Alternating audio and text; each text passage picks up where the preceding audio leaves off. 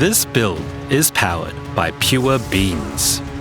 The aptly named Fartmaster is I don't know if I can do this with a straight face. The aptly named Fartmaster is a plague-bearer ritualist with the ability to expel corrosive death with alarming regularity. DwaneDibbley was determined to make use of mechanics and uniques which haven't seen much exploration before. The result is a strikingly powerful build, and at the time of making this video, it's also quite affordable. The basic gameplay loop uses Lightning Spear, not to deal damage, but to apply poisons to multiple packs at a time. Our other primary skill, Plague-Bearer, works by storing poisons dealt and then unleashing them in a devastating gassy nova. With this build, a single well-placed Lightning Spear is enough to prime Plague-Bearer with a burst powerful enough to clear screens.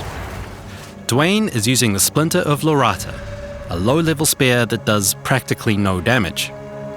But the simple pointy stick happens to be infected with the Super Plague. It lets you completely ignore the poison stack limit, inflicting as many poisons as you can on enemies. This also comes with a lovely mod that ensures all our attacks will poison our foes. To solve the small issue of having absolutely no damage, Dwayne has a nice little collection of breach rings. If you're not aware, these are some of the best rings in Path of Exile 2, because they allow quality modifiers of up to 40%, rather than the usual maximum of 20%. Each ring here is rolled with a bunch of flat damage, and Dwayne has boosted them with 40% quality of attack mods. You may also notice that this build has 3 rings. Thanks to the Ritualist ascendancy, we get an extra ring slot and a nice boost to the effectiveness of all jewellery. Finally, we're using the Ingenuity unique belt to juice the power of our rings even further. Never before has such bling been used for such dark purposes. To tie all of this together, Dwayne is using the Plague Finger unique gloves. This is another cheeky cheap unique with a very important mod. All damage from hits contributes to poison magnitude. This means that the flat elemental damage from our rings will all help with our poison damage. To deal with bosses, Dwayne is using Storm Lance. This skill embeds spares into the ground that repeatedly arc lightning at enemies.